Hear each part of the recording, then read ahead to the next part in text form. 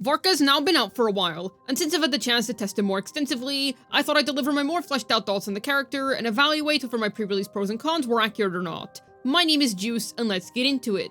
One of the first things that I said about Varka is that he would be an excellent shield breaker, and he definitely is, and also in ways that I didn't particularly expect. The current Abyss lineup that exists right now is really bad for him, and I mostly played him on the second half because that's the one that was more favorable for him, and he was actually able to tear down the Golem's shield pretty quickly because he uses a big heavy claymore, so that's pretty nice. Now, when it comes to breaking lunar shields, I found that he's not exactly terrible at it, but it's not exactly the best thing ever for him, as you would expect, because he's not a lunar character. Now, he's not necessarily terrible at it. I was honestly expecting a lot worse, and I do still feel like he can do fine against lunar enemies, but it's definitely not the best place for him. In the overworld, it's obviously perfectly fine. In Varka's domain, where you farm his artifacts, I also find that he takes down the shields of those enemies really easily. So, just lunar shields in general do not completely ruin the character. Though I find in Abyss, it does definitely add a lot onto your clear time.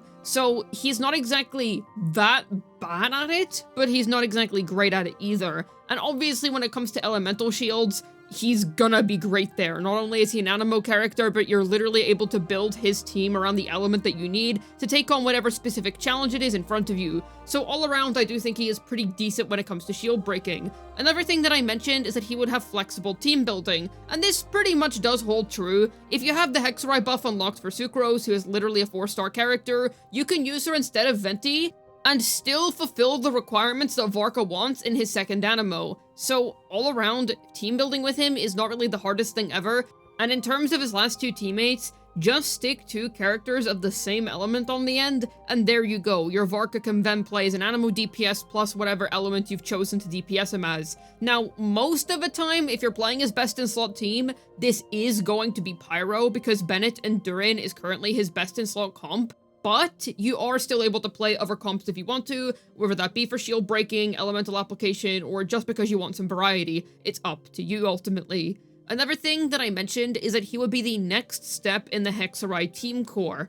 Now, technically this is true, but I'm gonna say now, there is genuinely no shame in skipping him right now and then just waiting until the Hexerei team is complete. Varka is a peak character. I love him. His quest was amazing. He is super cool. I love everything about him. But I've gotta be honest, he's not the best right now. I will say, if you have his signature weapon, he honestly doesn't feel that bad. With his sig, he does actually feel pretty good. But if you take him off of his sig, goodness, it's just not good. You really do want his signature. So if you're just unable to get C0R1 Varka right now, then I would recommend that you just wait until the full Hexerei team is actually complete, especially because the other teammates that Varka uses are pretty good standalone pulls. Durin is an excellent standalone pull. He is literally an S tier character right now in terms of value. Venti, literally everybody that had that character before now has a really solid animo DPS. They don't have to upgrade into Varka this instant. He is still pretty good as is.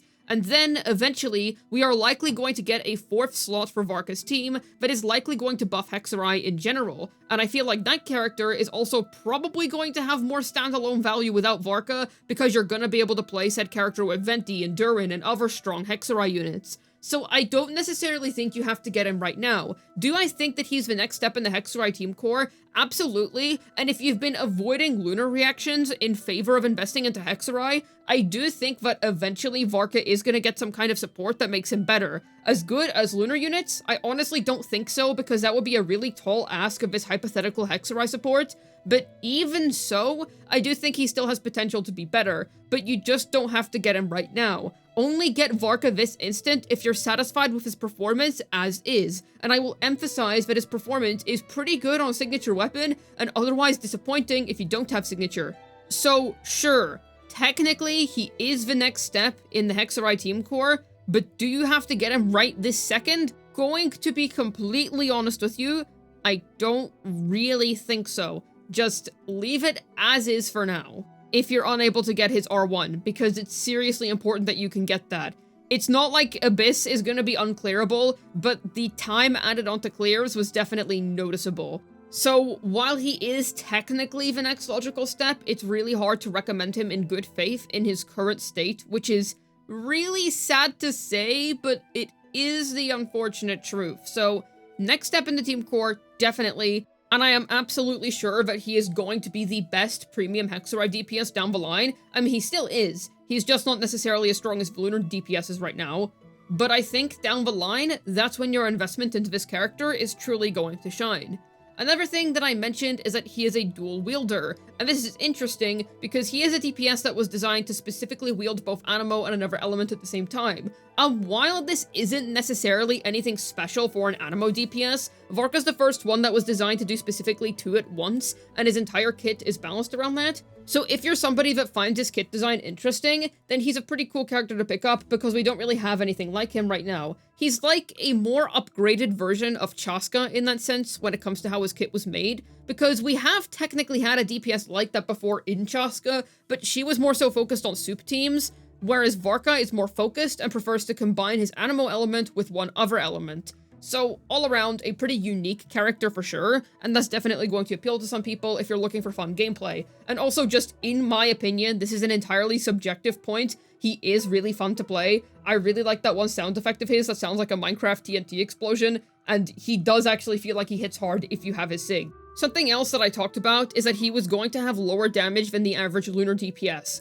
Yeah, this is unfortunately true. Now, if you have his SIG, he's definitely still competitive in the meta, and he's still a good character, but he's really not that good in general, and this is just gonna be the unfortunate case until we eventually get a Hexerei buffer that kinda helps out his performance. Though, like I already said, said buffer is gonna have to be really strong to compensate for what Varka is lacking in relation to other Lunar characters, and you also have to consider something else that I didn't mention yet. That unit has to replace Bennett.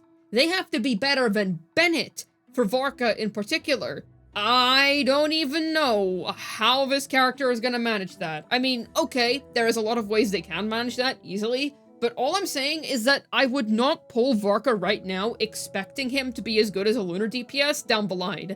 Only get him if you're satisfied with what he is now, and he does very much have the potential to be better down the line, but for now, don't expect too much, and even when he does get his upgrade, I'm not expecting him to be as strong as the average Lunar unit. The Lunar DPSs are just really strong in their best premium teams right now, and Varka just isn't competing with them. Is he bad? Definitely not if you have his SIG. Like, that is the main prerequisite for this character being good.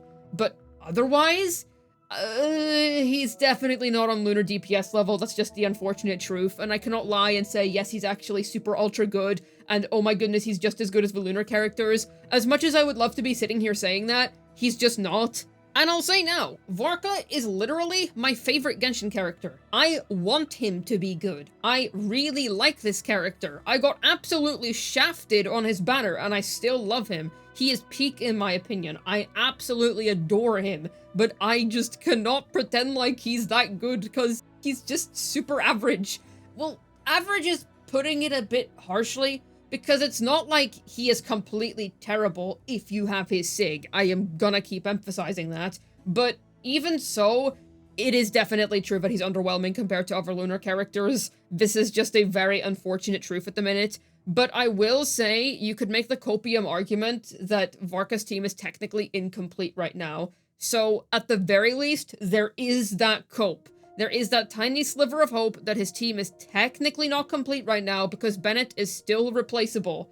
So, yes, he does have lower damage than the average Lunar unit. That is just unfortunately the case. And also just the average Lunar character just released during the 6.x version. But maybe that can change. But for now, that's definitely true. And then the final point that I mentioned that I definitely agree with is he needs his signature to perform. Listen, if you don't have his signature, I just don't think you should pull for him.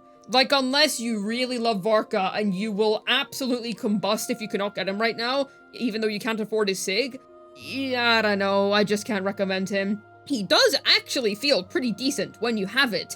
It doesn't actually feel too terrible to play him, and Varka in his premium best in salt team with his signature weapon actually feels like he can do some decent work. There is no shield for him in the current Abyss, it's all Lunar crystallized stuff, and yet I find that he actually does pretty decently on second half. He's not the best against the Wild Hunt enemies, but against every other chamber, I honestly found him clearing pretty efficiently. So, all around, I don't actually think he's even that terrible if you have a signature, but under legitimately any other circumstance, yeah, I don't know what to tell you, man. And now for the moment you've all been waiting for. Where do I currently think that Varka stands in the meta? I think I've made it pretty clear by this point. Literally, the only other character that I thought was this much of a skip during the 6.x version was Columbina, funnily enough, because she's just not essential to any of her teams. But she's still freaking strong and provides everybody with a brand new team ceiling. Like, she still very much had reasons to go for her if you were super invested in the Lunar meta, or maybe you just had 2 Lunar teams you wanted to play on either side. But she's still freaking skippable, probably one of the most skippable Archon characters that we've had in recent times, because even though she is powerful and she does push Lunar teams to a new level, you don't even need her. You don't even need her if you want your Lunar teams to feel strong.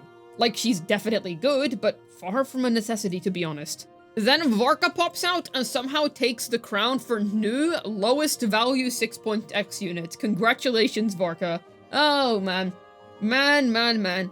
I don't necessarily think that he's as bad as people made him out to be, simply because with his SIG, he does actually get some pretty good work done. But if you don't have a SIG, then it is as bad as people are saying. It is actually as cooked as people thought it was going to be.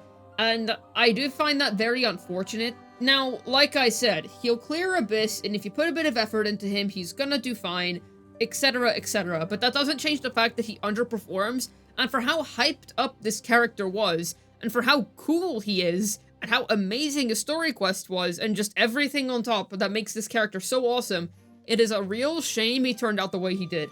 Now, I haven't lost hope. I'm still hoping that eventually he's gonna get some support that boosts his value.